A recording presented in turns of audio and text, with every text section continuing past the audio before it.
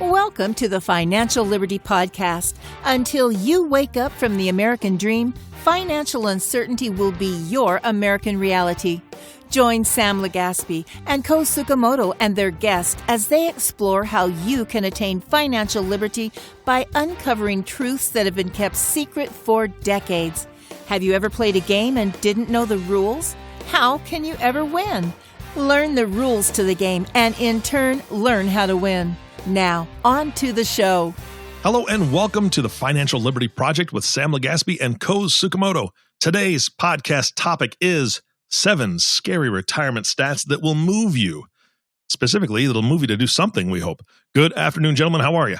How are you? Doing great. Almost sounds like a Halloween show's on up here. Yeah, because it's scary. Yeah, it's scary. It's interesting, Koz, because we've been doing this for such a long time, and we've got some tales and stories. Is really kind of tales from the crypt. We're going to have the sound effects the next time. Yeah, because this could be the Halloween show. So we'll go ahead and send out links to all our favorite people and share this show with them, because it is really the 7 scary retirement stats that'll move you to do something, anything, but you got to do something, because hopefully it scares you to do something. And it culminates from our history of working with a lot of people and hearing some scary stories. And we had to really just confine it to 7, because otherwise we'd probably be here for an entire week and a half, maybe month, because of all the stories that we've come across, right? Yeah, absolutely. Yeah, I mean, there's never a time, right, Sam? We go out and speak in the public, and we've got a story that's just fresh out of the oven that is of tremendous interest to people. I mean, we had a show and tell this morning with a large company, name I mentioned, but we spoke to all their employees, and we brought a new piece of information, and never heard of it. But, it's part of this new thing. It's going through Congress right now. It's called the Secure Act. And that'll be our other show. Yeah. Well, that would be, potentially 2 other shows. There's not so much information. But the government is in the business of what? They're in the business of raising revenue through what? Through taxes. And so we're all out there just, minding our own business. And Uncle Sam comes along, and he's always constantly, continuously trying to figure out how to extract funds from our pockets in the name of taxes. And so there's a bill that's going through Congress right now that affects the inherited IRA beast. It's so just picture there's you've got parents, and they have a retirement account. They pass away, and you're named as the beneficiary on that account, so you inherit it. Well, based on current law, you can stretch the life of that IRA. In fact, use it as a retirement vehicle for yourself. Congress is now, making some changes to eliminate that benefit, and instead of allowing you to stretch it out for many, many years, now they're going to potentially require you to empty that account within 10 years. And so we've had to make phone calls to people that we know directly affect them, and tell them that, hey, it hasn't passed yet, and it probably will, but it's just something to keep your eyes on and be prepared. So we're going to actually go into that too, and we're going to get into details, because as Koz had indicated, it's called the Secure Act, and with the Secure Act, there's so many items that we're going to cover. But this show is the 7 scary retirement stats that'll move you to do something. So after doing a lot of research and talking to so many people, we've compiled the data to try to figure out what is probably the scariest things that people should know today about their money. And then hopefully it'll frighten them enough to finally get up off their butts and do something. And I think number 1 is something of a kicker, because in doing a lot of research, Koz, something about Social Security, we keep hearing it. We keep hearing, is it going to be around? And if it's not going to be around, what's going to happen? What's going to replace it? And, we've always been of the opinion that Social Security is still going to be around. It just may not be around in the fashion that it's currently in right now. And the information that's coming out is making it a little bit more and more and more true. Some political heads came out, and they indicated that sometime even before 2034 or around 2034, we're going to start eating into the principle of Social Security. Because as it is right now, Social Security, the payments coming out of Social Security is based on interest payments. So people are getting their Social Security based off interest payments. But the actual Social Security Trust Fund, by 2034, we're going to start seeing individuals receiving their payments through principal. And that's something that's going to be scaring, as far as I'm concerned, that's a scary stat. That's a scary piece of information. That's a guy that's been chewing on his tasty rib, runs out of the meat and decides he's still hungry, right? And he goes, you know what? I'm so hungry. I'm just going to keep eating. I'm going to start eating the bones. Yeah, I guess. I mean, I got to tell you, man. I mean, all I know is that people, because they rely on Social Security quite a bit. A lot of times they'll put a plan together and they always include Social Security, which they should. But this is more of an indication that you may not want to necessarily rely on that piece of bone with that last piece of meat on it. You want to go ahead and start planning and not necessarily rely on Social Security completely, because in 2034, if in fact this information is true and it holds true, that individuals are going to start eating into the principal, or the payments are going to be coming from principal as opposed to interest. I see, and what we've been discussing in the past is I see that the payments may actually start decreasing. You may not get your $1,800 or $2,000 or $2,400. You might get $2,400 minus 20%, minus 30%, minus 40%, whatever it may be. So it's something that's pretty scary going up the pipe. And one of the issues I see is that, again, a lot of people, they do plan for Social Security. It's in their overall plan. But what we're saying is that you may want to start padding that. So if you think you're going to retire at 62 and you're thinking Social Security is going to pay you about $1,800 a month, you may not want to utilize that number of $1,800. You might want to utilize a number of $1,200, maybe $1,100 or $1,000 a month, because you just don't know. The fact is, Koz, we're right around the corner from 2034, aren't we? Seems like it's a long ways away, but you know how fast time flies. So yeah, it's around the corner. So, ladies and gentlemen, you got to get your planning done now. Well, I think they're going to think there's considering on doing what's called a means test. So they may not. One of the options is to reduce all the income by 20%, 30%. However, they may do something completely different, which is I think they might do something along the lines of a means test, which is going to be based off of people's income. So if you're a rich individual, you may not get as much Social Security. Your Social Security payments may be significantly less. If you are a low income earner, your Social Security may be more.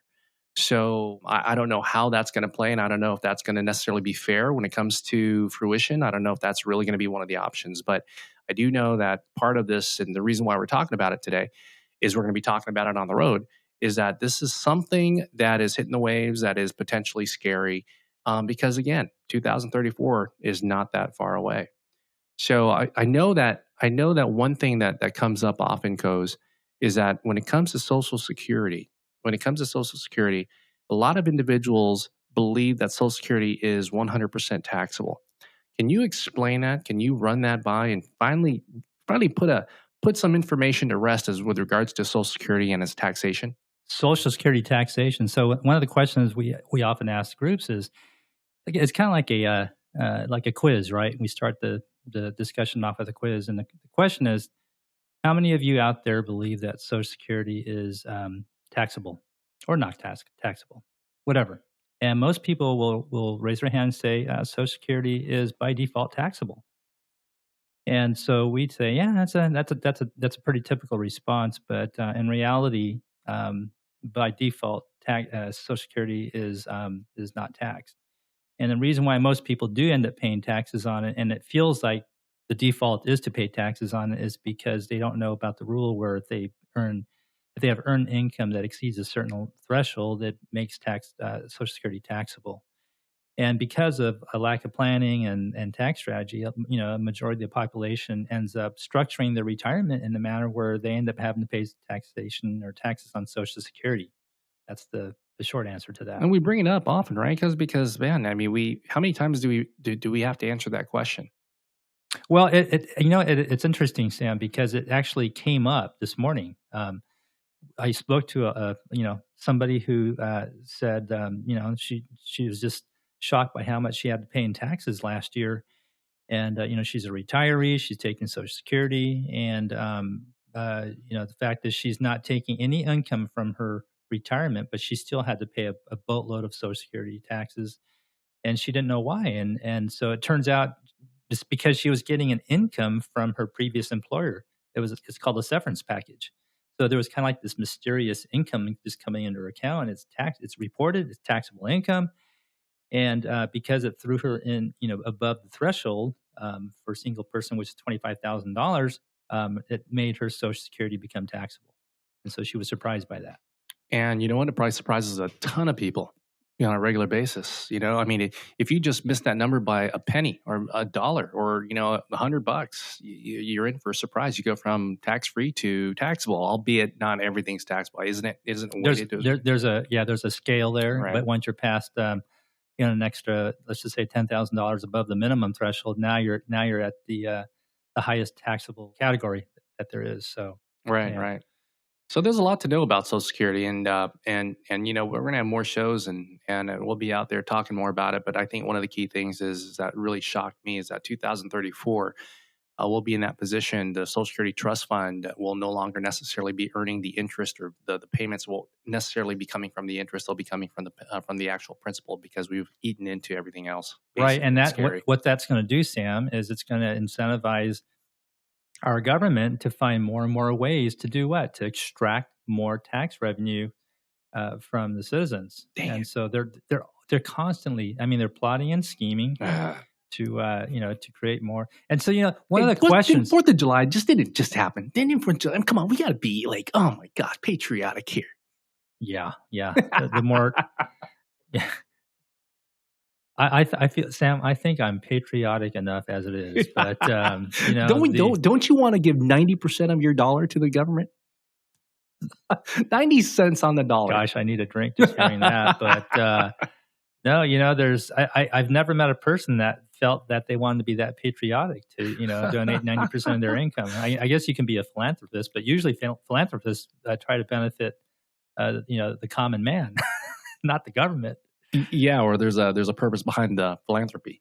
But, again, kind of off topic is that, throughout history, we have this really cool tax sheet that shows that at one particular point, the United States was at a 90% tax bracket back in the day. It wasn't like 10 years ago, 20 years ago. It was back, I think, in the 40s or 50s. Yeah. It was pretty crazy back then. So let's move along. Okay, so we're talking about the scary statistics. I don't know if that enough, number one doesn't scare you to go ahead and do something, anything. Reach out to somebody to go ahead and try to figure out what to do as far as planning. Maybe number two will. And number two, I'm going to go ahead and start it with just a simple fact. 62 Koz is the average age of retirement. Why is that scary? Because it's not 26. Not backwards, right? Well, I'll tell you why it's scary. Because people are living longer. Absolutely. That's scary. So 62 back in the day, let's call it 50 years ago, when you reach 62, that was a milestone, man. You're up there. 62 is a good number to have. You've been considered a good tire that's got a long tread, but now 62 people leaving at 62, they're living to about 95, 100 years old now. Yeah, and I think what you're getting to is the system, meaning Social Security, at its inception, was never meant to pay out to most of the recipients, because statistically, or what's the word? What's that table called when that determines a person's longevity? Their actuarial tables. Yeah, mortality tables. Their mortality tables. Yeah. Stated that the average person would not live long enough to collect their benefits. Yeah, it wasn't there. It was just kind of like one of those carrots, like, hey, we're doing something really good for you. But the reality is you ain't going to make it. Yeah, because we know you're going to die. We're going to die at 55. Yeah. You're going to die at 55. And Social Security kicks in at 62, so you're going to be long gone. So we're just going to go ahead and funnel this massive Social Security trust fund and just build all this money. But the problem is that medical companies started coming out of the woodworks, and they started providing medical care that allowed individuals to live longer, to the point where now today, these individuals are living 95 to 100. You're doing plans out there. We're seeing plans out there that have longevities of life expectancies of 100 years old, 110 years old. So if you're 62, and this is the scary part of it, this is the scary stat. If the average person retires at 62, the scary part is that people are living longer. That means you're going to need your money to go ahead and work for you much longer, which to a certain degree, based on the information we know, Koz, that's going to be really tough for some people. Or you can resort to the death retirement strategy. The death retirement strategy. We need a sound effect for that one day, but no, so the death retirement strategy is a very common strategy. I don't know if I would call it a strategy. Maybe it's a strategy by default, and we don't. We need a stat on that. You know what?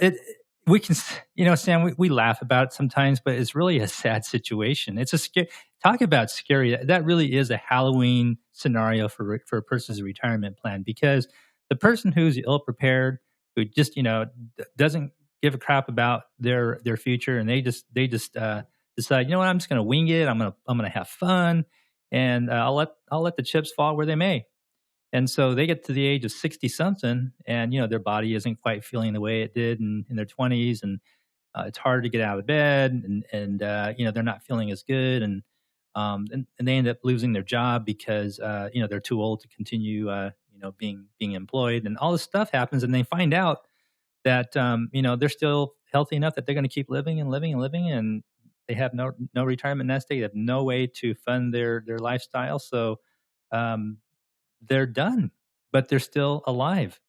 You're done and still alive. You're done and you're still alive. You're out of money. That's actually a scary thought. Think about it, being done and still alive. Yeah. It's like I don't know what the analogy is. It's like you take a fish out of water and make them live. They're done, right? They're flopping around, but they alive. just won't die. So I had a friend who he knew he was in that boat, and he actually literally told me on our show, I have his permission, without mentioning his name, of course, to say that was his retirement strategy. Was he was just going to work until he couldn't work anymore, and if he kept living, that he would just have to wait to die, and that would be his retirement strategy, because he knew he didn't have anything. Done. And it was depressing. He would laugh about it on the outside, but he told me on the inside, he just felt terrible. Oh yeah, he's one of those clowns with a painted smile on, right? But lucky for him, he got a windfall from a family inheritance, so he got saved. Oh, the cavalry came in. Mm-hmm. Okay, well, ladies and gentlemen, if you've got the cavalry coming in, wonderful. But if you don't, so number 3, that brings us to number 3, Koz. Number 3 is pretty interesting, and the only way I could title it was significant leakage. Now, I don't want you going there, okay? I knew you would laugh, okay? I knew, but, this is statistics with regards to significant leakage. I know you can go. I see your mind going out places right now, and that's good. That's fine. But here's the thing about significant leakage, and it's significant because we call leakage anytime you take money out of a retirement plan like a 401k or an IRA below the age of 59 and a half. And people nowadays are coming out of the woodworks, and they're 50, 52, they're 55, they're 57. And we've seen people at the age of 40, 45 years old starting to activate the quote unquote leakage option of this strategy, which is not really a strategy. They just go into their 401k plan and start taking out money, not necessarily realizing that there's several things that are going on. Number one is that they're being penalized, they're being taxed, and they're being penalized because you can't take money out of a retirement plan below the age of 59 and a half without a 10% penalty. But number two, the fact is they're taking away from their future retirement. And we're starting to see a lot of that, right? Because we're starting to see people 55, 56 years old, and they're tapping into their retirement assets. And it's not allowing their retirement assets to grow. And the leakage is happening. It's actually a pretty significant statistic, and it's pretty sad. So I think what you're saying, Sam, is there's a right way to take money from retirement plans, and there's the wrong ways.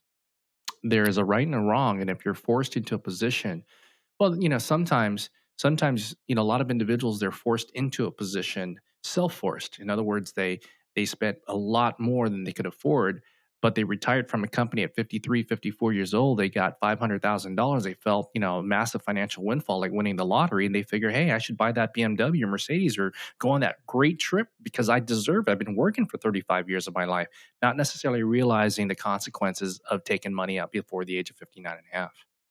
And some people will live off this false sense of security. They have their job. They go to it every day. It's there for them. They take it for granted that job is there for them. And then all of a sudden, one day they get a notice from the company saying, well, we're not going to be keeping you. You need to be, we're going to force you to leave the company. And they are not prepared to retire either because they're too young or because they don't have any assets in place, no nest egg in place. And we see that all the time where people have to leave the company that they thought they would work for many years. And they leave, and they leave with this false belief that, okay, I'll just get another job, not realizing that, they're 20 years older than they were 20 years ago. And there's an age risk. A lot of employers don't want to hire people once they get past, let's say, the age of 50, 55.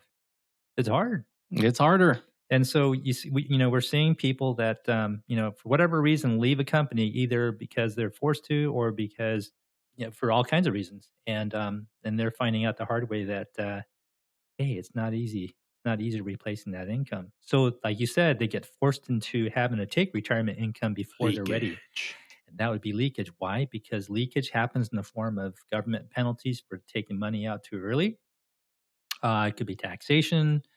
It could be taking money because you know what, you're still too young, and you needed that money to be in place so that it would be there when you were 93 years old, like my mom.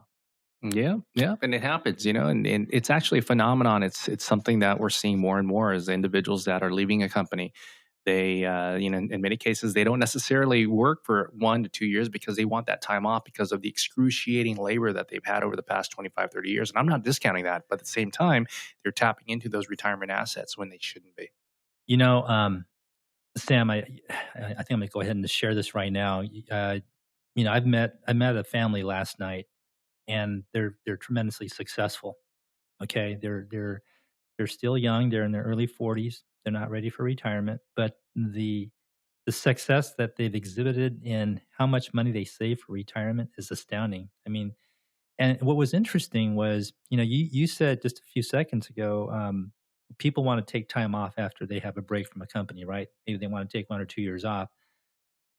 These people I met probably would never think that way because the wife, for example, at a very young age, she was actually below legal working age. Still went out at 3:30 in the morning, riding a bike through a gang-infested area to go and work with her father at a factory that harvested chickens and rabbits. Yeah. And her job was to basically dismember the livestock. Yeah. And she became very good at it, but she learned the work ethic at a very, very young age, and she enjoyed it. She liked doing it because she was making, $1 to $2, $3 a day. With those habits, these people, and the husband, same way, he came from a different country and experienced war, and that they came together and they found they had the same kind of background, and they've worked very, very hard. They would never be the type of people to go, oh, we just left this company. Let's take a vacation. Let's just take some time off for 1 year to 2 years to relax. And, they're in love with their work ethic. And I think that that's a very important characteristic to have. If you leave a company early, it's understandable maybe taking a week or two off. And but you don't want to be one of those people that just become so complacent and get accustomed to this easy lifestyle when you really don't have a justification for acting like you're a true retiree, because you're not. Right. You can't be complacent. You really have to stay engaged. No, good points. Good points. So we got more scary thoughts over here, okay? And we're on. We just got through number 3, so we got to go ahead and try to get through these. We're at number 4. Number 4 goes, and number Quattro. 4, Quattro. Number 4. But do you know that 3.5 billion people worldwide? That's 3.5 billion people worldwide don't understand the basic financial concepts of retirement. And I'm going worldwide here because I know that we talk to so many people here nationwide, citywide, and locally. And it always is one of these areas where you got to explain the rule of 72, or you got to explain how to save, and you got to explain that, hey, these things happen. It's if you continue to keep doing the right things, your nest egg will grow. And it's interesting as, looking at the numbers, it's pretty spectacular that as you take it out as a whole, 3.5 billion people worldwide don't understand the basic financial concepts of retirement.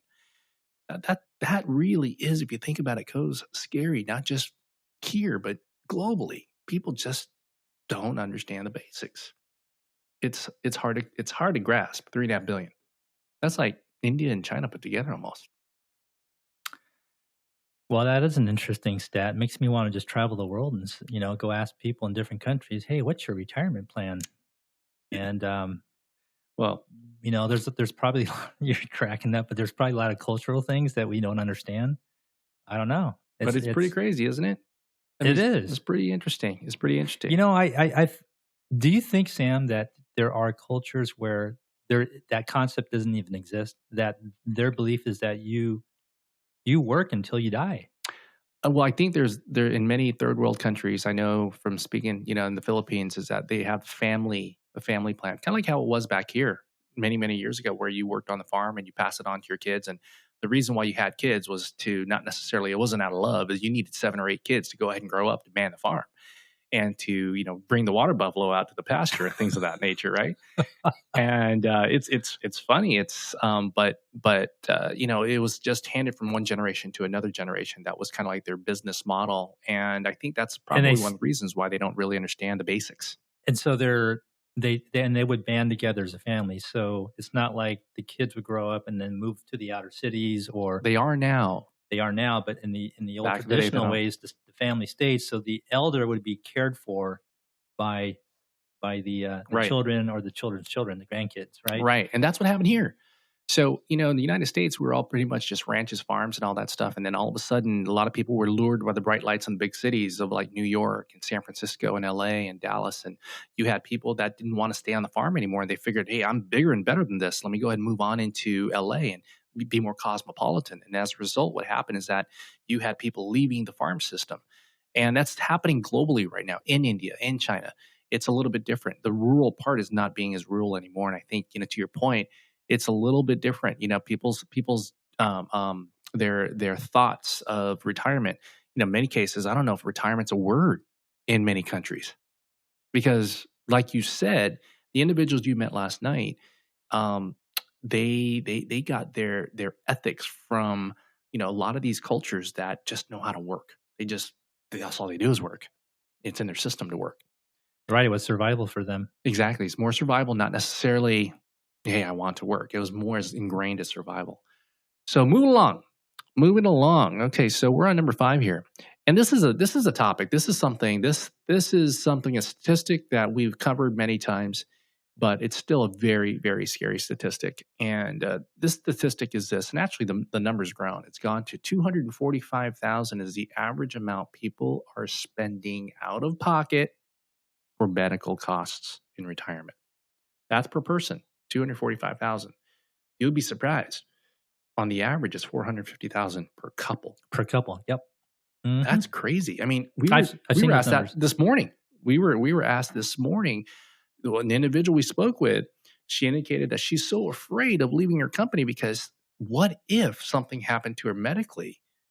So something must have transpired in her life that she witnessed a individual go through a significant financial hardship after they retired. And because that's one of the reasons why she wants to leave, but she can't leave because she has these inhibitions and these thoughts that are propelling her, keeping her from leaving. And one of the thoughts is, how am I going to pay for medical? I hear that it's almost $500,000 per couple. I don't have $500,000 just sitting around. Right. So that's a very scary statistic. And to this very day, Koz, when we're at workshops and we're talking to people, when we throw that number out, it pretty much kind of glazes over people's heads. It's like, oh, okay. Well, it's like they got socked, they got punched in the face, and they're trying to regain their senses, because it's a hard punch to hear that information. So the person, let's say he's all proud of himself or herself because he or she saved, let's say, $500,000 only to come hear us and realize that half of that million probably belongs to the IRS, and the other half is going to go to their long-term, healthcare benefits. What they got left, they might be able to afford a French fry somewhere on a, maybe a hot fudge sundae. Well, yeah, that's it. They're done. If you think about it, now that you're saying that, it's kind of like if you're talking to a person who's 60 years old and that person, you're telling them, hey, if you're married, you're going to spend $450,000 in out-of-pocket medical costs. They're thinking in their head, well, I don't have $450,000 right now. What makes me think I'm going to have $450,000 in 15 years? And that's just to pay medical costs. How about my living expenses? So yeah, it's a scary thing. And like like you mentioned, I think people are probably more numb with that number. It's not necessarily realistic to them. What's realistic is it's expensive, but 450,000 is like, oh my gosh, it's such a large number that they just can't really fathom it. So moving along to number 6, which, in our topic today, the 7 scary retirement stats that hopefully will move you to do something or anything. Number 6, this is actually this is a fun one. We're not going to go ahead and stick around and just keep things morbid, but this is interesting. And we see this all the time. And for you listeners out there, I think you can probably say this is potentially you, but 60% of individuals out there don't budget for any fun. They're retired and they don't budget for any fun. And as a result, they don't have a lot of fun. Or they will still go out and have fun and only to realize that they're having to draw more than what the plan was. We've seen that happen. More often than not. Yep. More often than not. So I think what you're saying, Sam, is it's equally important to budget for fun as it is to budget for stuff that are essentials, like paying your your medical costs. Yeah, absolutely. The dollar doesn't care how it gets spent. The dollar's still a dollar. So if you're going to spend it on watching a movie or going on a vacation, that dollar doesn't care whether you do that or whether you spend it on eating bills. Right. I was talking to an individual last week, and they're in their 60s, and next year, like many baby boomers they're in this situation right now. Next year, because as you know, Koz, we talked about this a lot. Millennials are getting married later. Okay. Or not at all. But in this case, he's got a millennial, and she's getting married next year. So she's a late marrying millennial. And so being in his early 60s, he's now having to face the fact that he's going to have to partially pay for her wedding, or at least he wants to partially pay for his wedding. And also, if you can imagine, he's trying to juggle retirement, trying to retire, trying to make sure that his debt and his bills are paid off. But at the same time, he does realize just within 12 months, he's got potentially a $10,000, $15,000, $20,000 amount of money that he's got to hand over to his daughter. And so luckily he only has one, I mean, I can go in and, I can, my smile went into a frown because I got 4. Yeah, baby. So, in this case, you got a lot of individuals now that are 60. We want them to budget for fun, but in many cases, a lot of them are budgeting for other aspects, or they should budget for other aspects. Because how many times have we actually seen people in their 60s budget for quinceañeras, for other big party type of events, right? I mean, they don't budget for it. They just say, "Hey, I need a 50," and then they call 3 months later, and I need another 25. Yep. And then they were the week of the wedding. They call and say, "I need another 25." Ain't no $25 either. Yeah, that's right. We're talking about 25 with a few zeros. Yeah. But the one thing though is that we do say is that if you can, try to shoot high, as far as the budget's concerned, and we'll try to figure out how to get there. Don't shoot necessarily too low and say, "Oh, I want to go ahead and go on the Greyhound and go to San Francisco. I'm going to take the Greyhound." We'll never say no, right? Right. We'll never say no, but you want to have some fun, and if you can travel first class. Oh, kidding! Greyhounds, those are fun. Those bus rides. Oh, across America. The cool thing is the Amtrak across America. Like Amtrak. All right, so number 7 of the scariest thing, these scary stats that should move you into doing something, hopefully, is, and this comes back to a little more of the seriousness. The number's really not that big at all, Koz. But when I tell you that if the average person is missing out on $1,400 in free money every year, $1,400 free money if they're working for a company, and that's because a lot of individuals don't put money into their retirement plan. Let me back it up. They don't put enough money in their retirement plan to earn the employer match. And the employer match, on the average, stats show adds up to $1,400 per year per individual that has qualified for a retirement plan. And that's a lot of money. Think about it, $1,400 every year. It's free money. They're just giving it to you because you reach a certain percentage point in your contributions to your own retirement plan. It's almost like a bonus. That's right. And we run into people every day that don't take advantage of that free money offered by their employer. We ran into someone recently that their employer matched up to 6%, and then they were putting 5% for the past 20 years. Oops. Like, whoa. Why they stop at 5 when they could have just gone 1 more percent and get the 6? And you know what? It comes back down to what we just mentioned, is that 3.5 billion people worldwide just don't understand the basics of financial concepts when it comes to retirement. Yeah. Oh, I believe that. Oh, yeah. So anyways, that really is our show for today with regards to the 7 scary retirement stats that'll move you to do something. And hopefully you'll do something. Hopefully you'll put together a plan. Hopefully you'll go ahead and look for individuals that can help you get from point A to B. And hopefully you'll be in a position where if you continue to keep tuning into us, you'll become a lot more wise when it comes to your money, because that's what this show is really all about. Unless right. you're Koz and you want to shake the world up.